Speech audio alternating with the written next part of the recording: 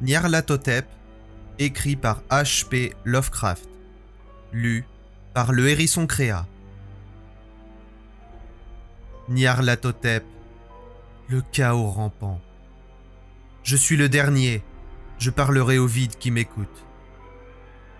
Je ne me souviens pas clairement quand tout a commencé, mais c'était il y a des mois. La tension générale était horrible.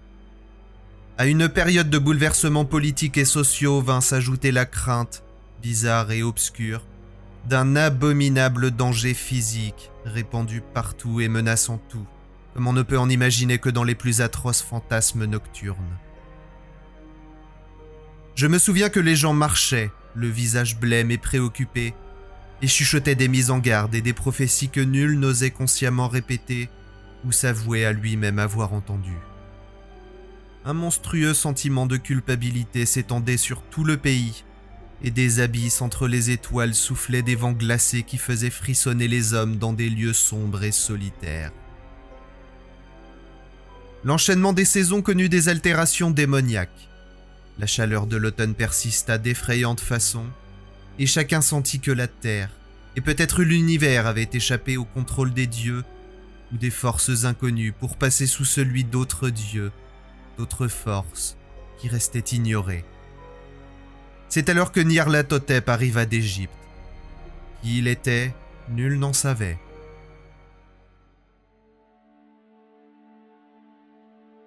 Mais de vieux sang indigène, il ressemblait à un pharaon. Les félins s'agenouillaient en le voyant, sans pouvoir dire pourquoi. Il dit qu'il était sorti de la noirceur de 27 siècles et avait entendu des messages venus de lieux qui ne se trouvent pas sur cette planète. Nyarlathotep vint dans les pays civilisés, basané, mince et sinistre, achetant sans cesse d'étranges instruments de verre et de métal qu'il combinait en nouveaux instruments plus étranges encore. Il parlait beaucoup de science, d'électricité et de psychologie, et faisait des démonstrations de puissance qui laissaient les spectateurs sans voix et firent croître sa renommée dans des proportions inouïes. Les hommes se conseillaient mutuellement d'aller le voir et frémissaient. Et là où allait Nyarlathotep disparaissait le repos, car le petit matin était déchiré de hurlements de cauchemars. Jamais encore il n'avait représenté un tel problème. Les sages souhaitaient presque pouvoir interdire le sommeil à de telles heures pour que les cris des grandes villes ne dérangent plus, d'aussi horrible manière, la lune pitoyable et pâle qui brillait au-dessus des ponts sur des eaux vertes et sur des clochers croulant sous un ciel blafard. Je me souviens du jour où Nyarlathotep vint dans ma ville, la grande, la vieille, la terrible cité aux crimes innombrables. Un ami m'avait parlé de lui, de l'attrait et de la façon irraisonnée qu'exerçaient ses révélations, et je brûlais d'impatience d'explorer ses mystères les plus secrets.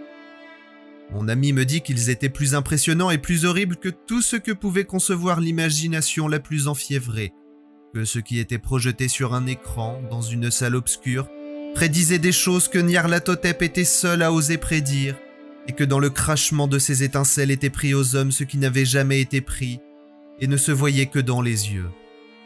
Et je découvris qu'il se disait à l'étranger que ceux qui connaissaient Nyarlathotep voyaient des choses que les autres ne voyaient pas.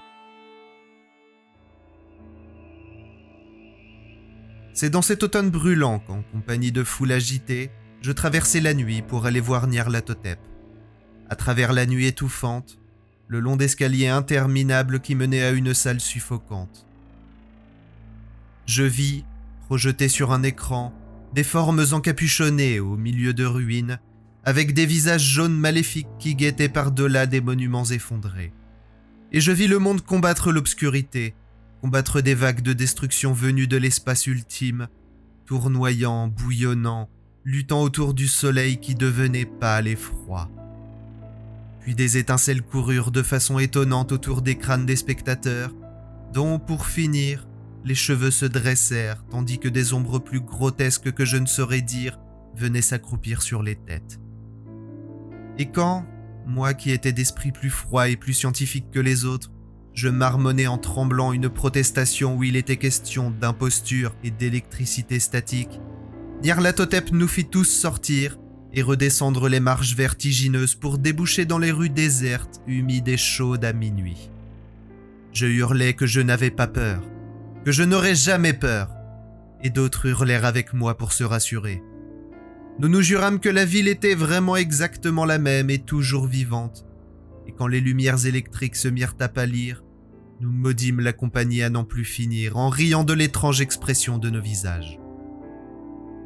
Peut-être sentions-nous que quelque chose descendait de la lune verdâtre, car lorsque nous dûmes nous fier à sa lumière, nous dérivâmes sans le vouloir en curieuse formation, semblant connaître nos destinations sans toutefois oser y penser.